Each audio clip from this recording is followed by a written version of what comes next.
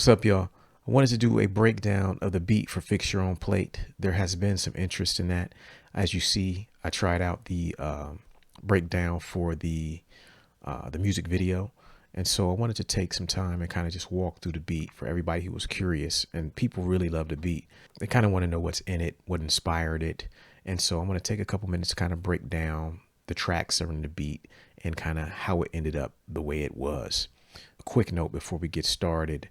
I made this beat in Ableton, and the beat itself was made on the laptop behind me. Unfortunately, that laptop behind me cannot handle running a camera and OBS and a software to capture all these screens at once. If it could, then I would actually be over there, you doing it, and I could show you guys all the plugins and everything that went into that. There's way more tracks than there are here. Here, this is only broken down into the stems of about 8 tracks, and some of them are combined. So it doesn't show everything in here. But this is the only way I could show it until I get another machine that's powerful enough to handle everything we got going on here with the camera and the screen capture and OBS and the program running in the background. It just wasn't going to work over there with Ableton. So if that's cool, we're going to jump right into it. All right, so the first element of the beat that I want to talk about is actually the piano. Which is this.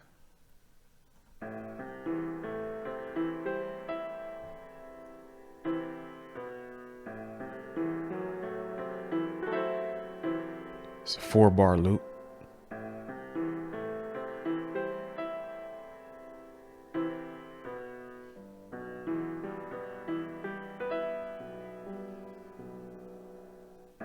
Very, very heavy kind of piano. Like it's smooth, but it's just ill at the same time. One of the frequent comments I see about it is like, yo, what's up with that piano loop? It's crazy. That piano sample's crazy. What's wild about this is that it's not really a sample. It's actually a replay of something else that was flipped into something else that was kind of ended up here. And so I'm going to start with where this song started at. We're going to go back to the original sample that I used. And we're going to play that, and then I'll let you guys kind of hear where the inspiration for the track came from. This is the original sample.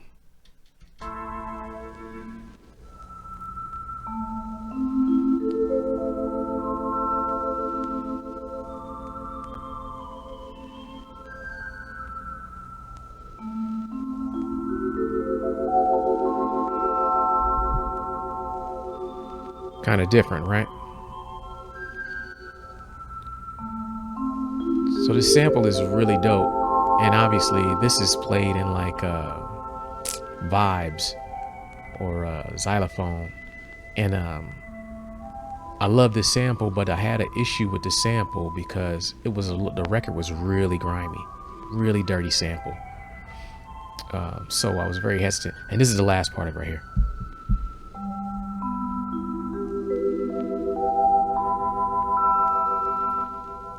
Right.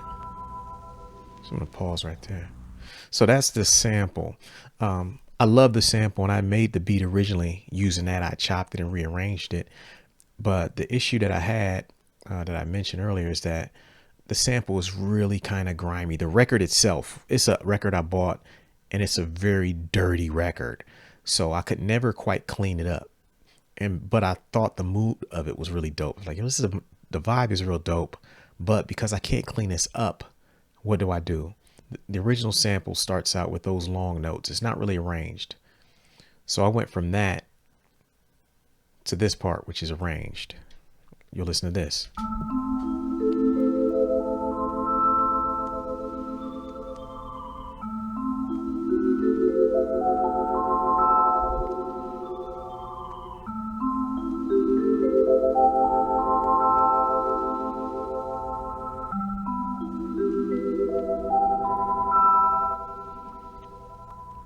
Right. So that's where the original idea came from. So we started with this long drawn out sample with these parts. Then I took those parts and arranged into a 4-bar arrangement. Then after that, I got the notes from it, the MIDI notes from it. And from the MIDI notes, I came up with this. That's how we ended up with this.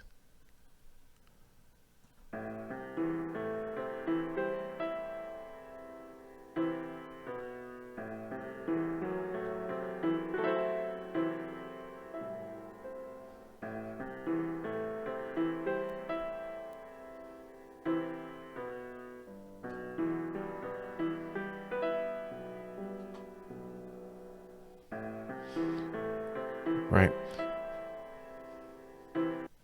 So that's the actual arrangement. Everything starts there. As you can see, we started with a longer sample that wasn't arranged here. And then we kind of moved that into like a 4-bar arrangement here. But I still had the same problem with the sample in that it wasn't very clean sonically. And I didn't want to make a dirty record. So then I came back, got the MIDI notes from it, and then replayed it in piano. Figured out the notes, played it in piano. So we're hearing piano, and that's what you hear on the actual song. And what's wild is like I was hesitant to do it, but then when I heard how it sounded on the piano, I was like, oh nah, this is even better than what I had. You know what I mean?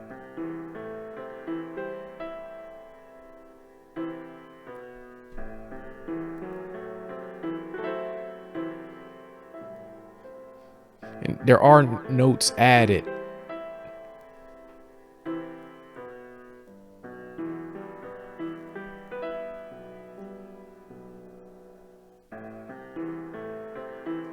Right, so those are the notes, the main notes of the melody right there. And the whole beat is kind of built around that. But I wanted to share that part just because it wasn't as straightforward as it may sound, to get to that point. And I had this beat for quite a while before I made this change to it. Other element in the beat that might not be even heard is when you listen to the sample, this is what it actually will sound like. I'll play it a little longer.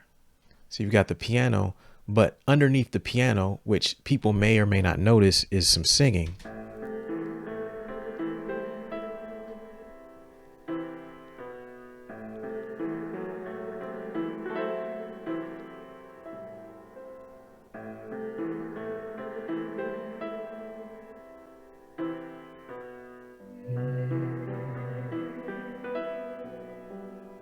So the reason I added that singing there was because I felt like the piano by itself was great, but like if I were to sample a piano that sounded like that, there would probably be something going on besides just the piano. Like I started thinking like what would the record sound like that I sampled from, not just what do those notes sound like. And I was like, these piano notes, you could hear somebody kind of humming along, singing real low to it, almost like it's someone in a rehearsal space kind of practicing, and you just see them from behind. It's real epic. So that's what made me think I've got to add a note there, some singing there. If I remember correctly, what I did there was I think I might have sang one note with that, but I sang it like pitched up quite a few steps, maybe like +5. I think I sped this up and I sang a note there. And in that note, I basically was like, no, I actually sang it lower, way lower. And then I sped it up to pitch it up to where it would sound kind of like somebody naturally singing. And then I threw a lot of reverb on it just to kind of make it sound like it was a part of the original. But this is the singing by itself.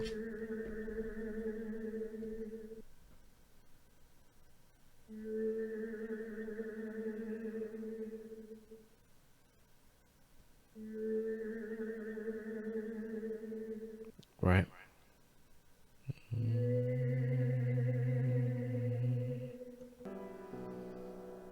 Next element that I added to it because I felt it needed something else was this theremin. There's a theremin stab. It sounds like a synth, you know, but it's a theremin. This sound.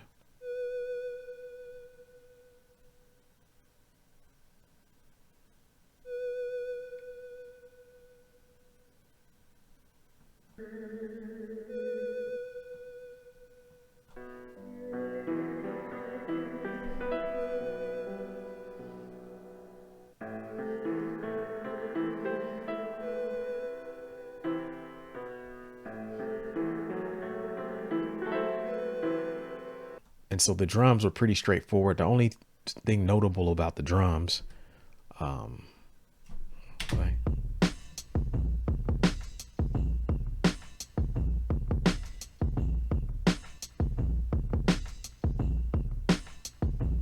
the only thing notable about the drums, in my opinion, is just the kick. The kick did not sound like that. It was one of the last things I figured out on this record.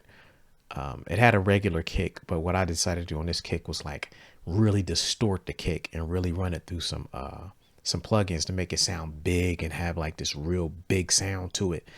And prior to doing that, I was really on the fence about the beat. But then once I changed the kick, it just sounded real like full. It's just like banging. So the kick has some distortion on it that I think makes it really pop. The cuts.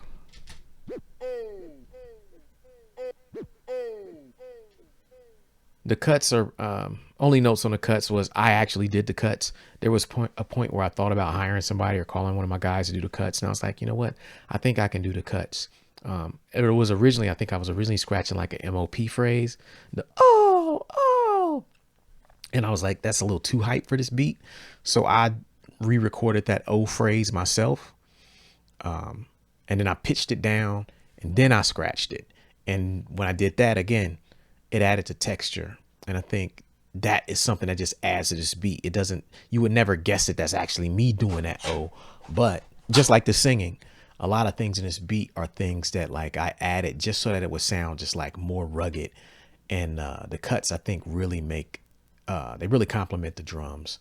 We've got some organ.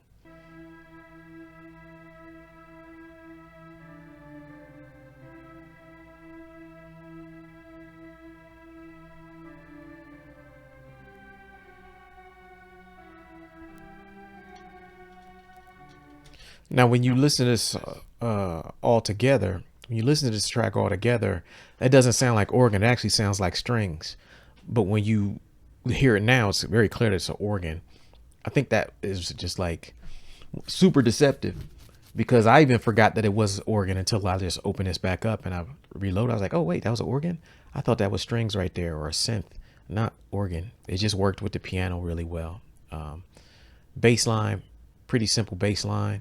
I didn't think the bass line needed to be doing that much. That's just my opinion. I don't think bass lines need to be super crazy anyway, at least for my style of production, but I'll play the bass line.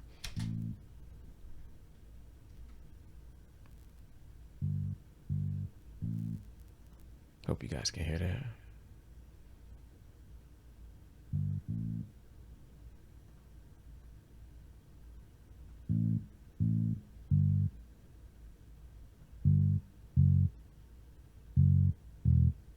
So I tend to program my bass lines to more complement what's going on instead of like stand out or be super active.